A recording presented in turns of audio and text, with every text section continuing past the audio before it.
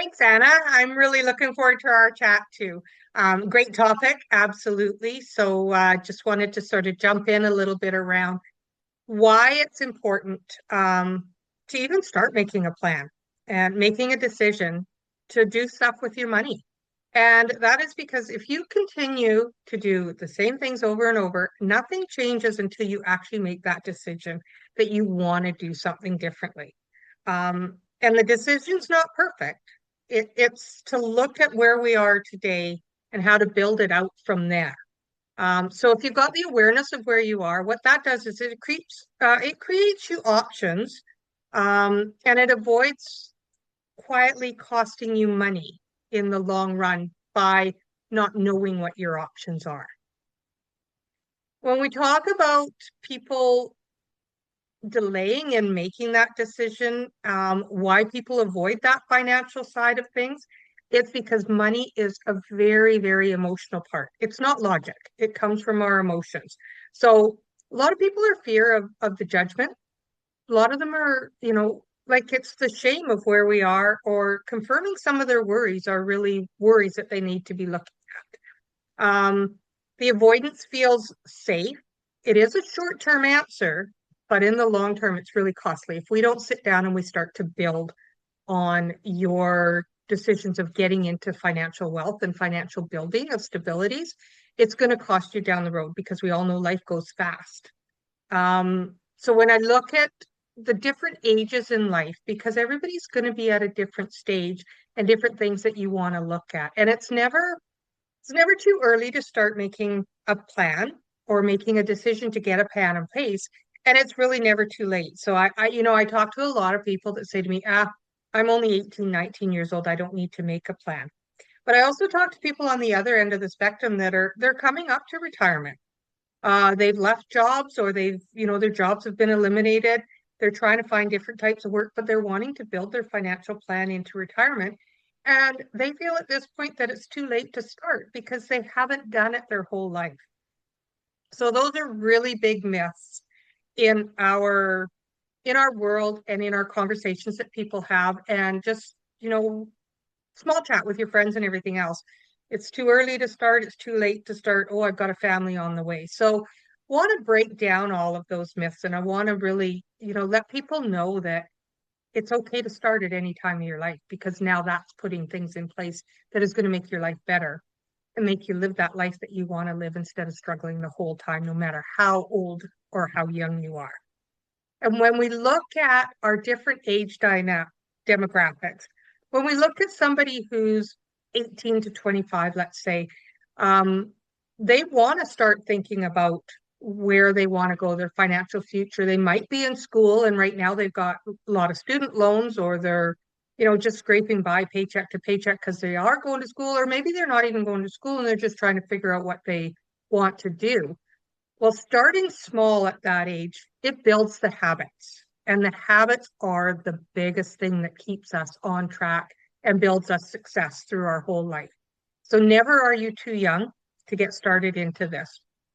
And then as we go through life and we start to get our career and we find our partners, or we learn to travel or anything else, that age group between 25 and 35, what they're doing is they're really building their foundation and they're really building their awareness. That's the time from this point on that if you haven't already started those habits, or even if you have, you want to get to this stage between 25 and 35 where you're really solidifying and building concrete decisions and habits that are in place that are so powerful that you're not going to slide off track. And those habits you build, they're even more powerful than the income that you're bringing in, because that's going to help you learn that habit of my income means that I'm going to build this budgeting path. I'm going to make this decision that I'm not straying from.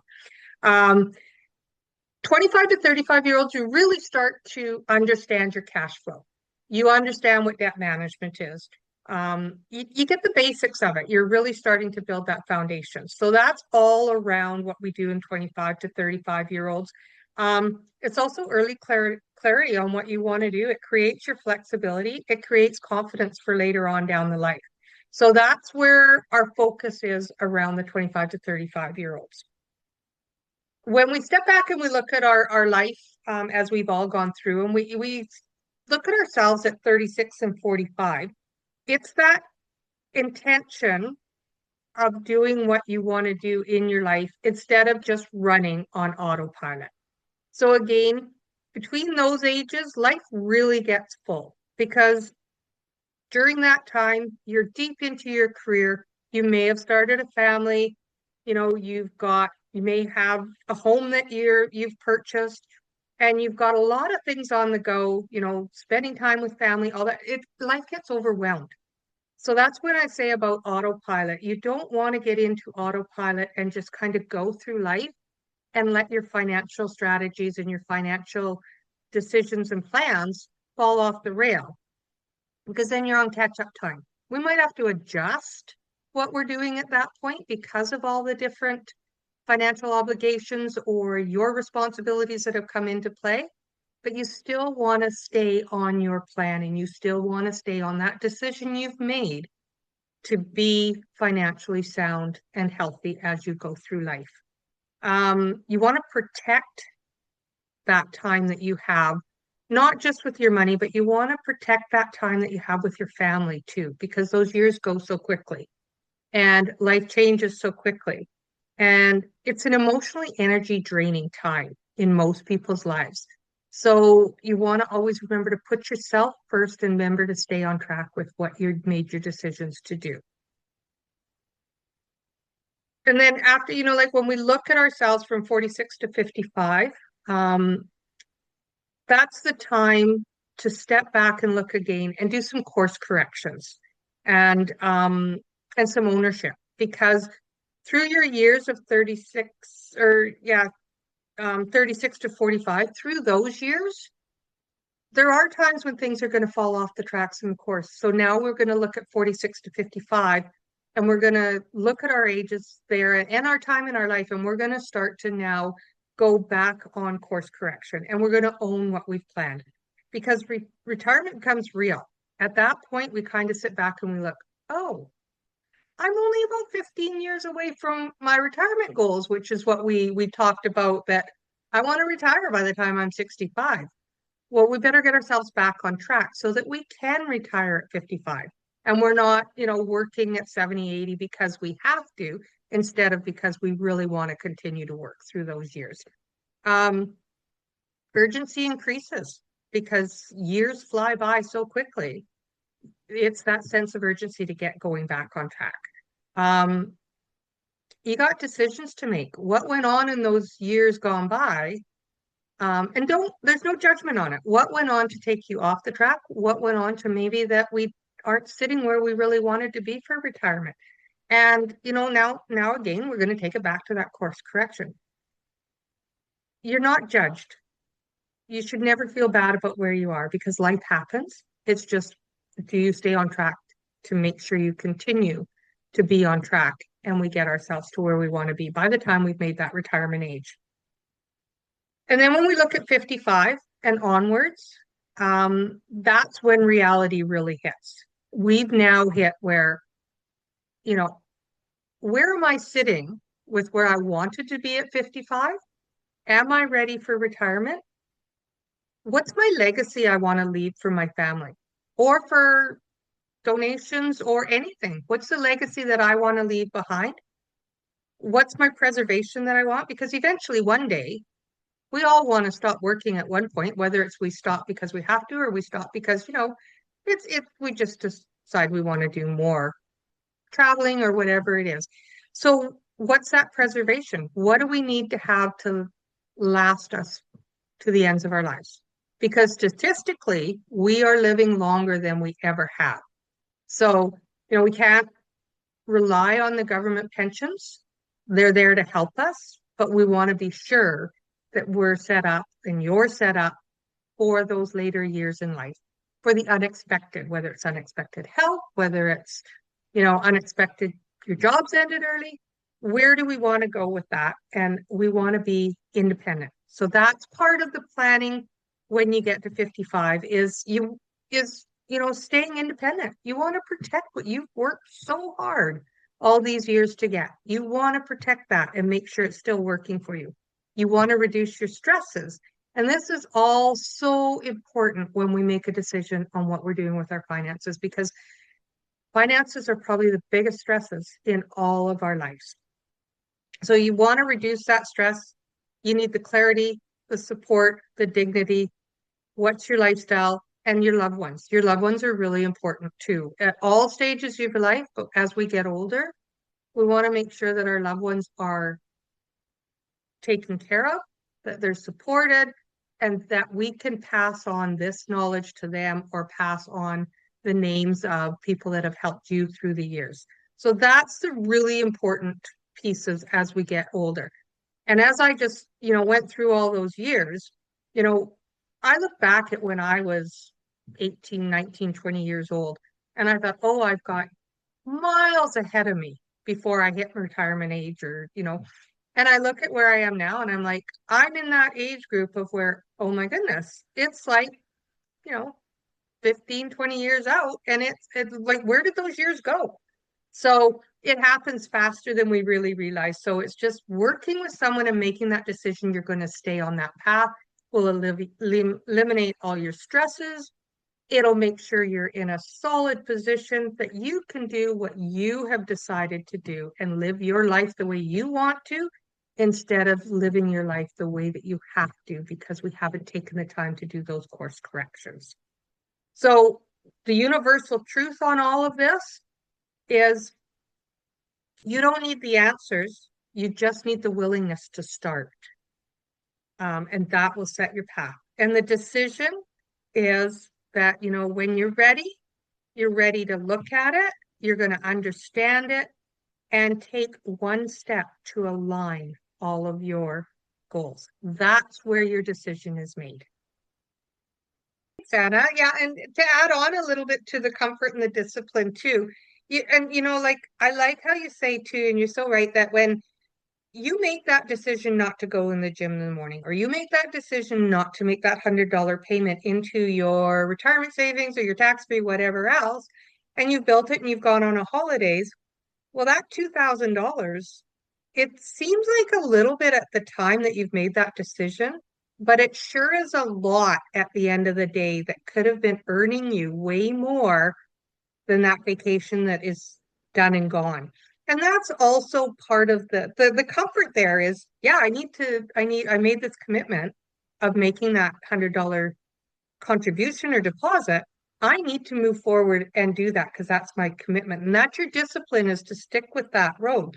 But the other discipline on that is if it's really important for you to go on that holiday or really important that you want this special car, when when we're talking as advisors and we're talking as planners with our clients and advisors and we're building all these plans, that's where you say, like my clients say to me, yes, this is really important, all building my retirement and building my wealth and making sure that I've got a legacy for myself and my family, but I do want to have fun too. Well, that's part of what we do together. And that's part of what my job is to carve that piece out for you and set it aside in a different savings plan that is still going to grow your money.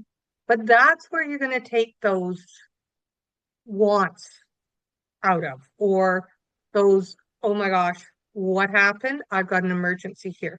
Those are what we're going to build for so that your plan on your life goal is not deviating and you can stay consistent with it and be very disciplined.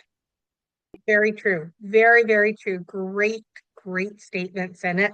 That is our world. And then the other thing too, it's getting you where you want, getting us where we want to go. But it's also when we're on those vacations, we're not sitting with it in the back of our head that, oh my goodness, I'm going to be so far behind. This is all going on my credit card, or, how am I going to pay this off? It's like, I'm going on vacation and I'm relaxing. I don't have to think about where these funds are coming from. I don't have to worry about paying 21, 22 upwards on my credit card when I get home because I can't pay it off. So making those smart, confident decisions at the start of the game is what's going to make you the winner at the end of the game. And the winner is the winner of your life, nobody else's. but your life. Yeah, and exactly. And that's the thing. It's embracing, moving forward, embracing that change and getting the results that you want. I talk to a lot of young people these days, or a lot of parents of younger people these days. And I hear so often, and owning a home is such a big privilege to so many people. And it's probably one of the biggest investments you'll ever make. And I hear so many people say to me, we'll never be able to own a home in this economy. We'll never be able to own a home in BC because prices are so high. Oh, they are, absolutely. But if that's what you want to do, let's find a way to make that happen. Let's break it down into realistic, achievable goals that can make that happen. Maybe you're not going to go out and your first home's going to be a $2 million or a $3 million home. Maybe your first home is going to be, an 800, $900,000 condo that's one bedroom and den. Maybe it's small, but it's still yours. And that's how we start to build and grow to move into your next stage of your home ownership, the next stage of your home ownership. So taking that first step again is making that decision of sitting down with someone like myself and planning it out and just being forward on what is it that's important to you. Because then we'll together put it into a real picture that it's going to come to true life and flourish for you, because we're going to make a plan that's going to allow you to build the savings to get that down payment on whether it's a house, car, or whatever. But it breaks my heart when I hear people say, oh, I'll never be able to own a house, or I'll never be able to do this, because I get it's tough, believe me, but we can make it work. Exactly. Yeah. That's so true. What lifestyle do you want to do? What commitments, or pardon me, what lifestyle do you want to have? What commitments are you prepared to make? And, you know, what are you going to do when it becomes uncomfortable? Are you going to make that decision to stay the road and let it be uncomfortable? Or are you going to go back to saying, uh, I'm going to just make the decision to not put that money away for now. So you need to be uncomfortable to be comfortable, and you need to make that decision to stay the route so that you can be proud of yourself and you can celebrate those wins. So again, when we talk about why people avoid financial decisions for so long, it comes back to money is a very emotional thing. It's not logical. So we run money from our heart. We don't run money decisions from our logic and our thinking. So people will put off making that decision and avoid the financial decisions just because they have the fear of being judged, they have shame, or it's going to confirm what their worries are. Like if I go and sit down with someone and someone says, hey, yeah, we're going to be tight on getting to that goal, um, that's a big worry for people. Doesn't mean we're not going to get there. And they're afraid of hearing, no, that goal will never be achieved. And that's another reason why people just will pull away, not make those financial decisions, because now they feel shameful because I wanted this goal, I left it too long. Someone's going to judge me because I left it too long. So I might as well just not deal with it at all, which really makes it worse in the long term as we move forward. Um, Avoidance of making that final decision, it feels safer. And in the short term, it might feel safer, and it is safer, but in the long term, it's really costly because you haven't started to build your wealth, you haven't started to investments, you haven't started meeting those goals. And for every dollar that you've got sitting in your pocket, that dollar is not going to grow because it's not working for you. And that's where I like how you said, Anna, you pull it back to that dollar's your employee. So if you're going to pay that dollar to your employee, are you going to be okay if they sit all day and do nothing? No. So take that dollar, take that employee, give them direction on what they want to do, and let it work for you. Let it grow. And when people understand that and can get past that feeling of the path of resistance and make that decision and just start that financial journey, they're going to feel so much better themselves. Their money is going to work hard for them. They're going to hit their goals and they will walk through life so financially sound and healthy that that's going to take the major stress away from them. Yeah, and that's very good analogy. And you know, and that's I've done that exercise with people as well, and told them to kind of take it away. There's no right or wrong answers on it, but think about, what did you hear growing up about finances, or what do you hear in your circle of friends right now? What are they saying about finances? Is it you'll always have an abundance, or everything will be okay, it always works out? Or, are you hearing, did you grow up hearing that, you're never going to have enough? Or no, can't do that. We can't buy that. No, we don't have this.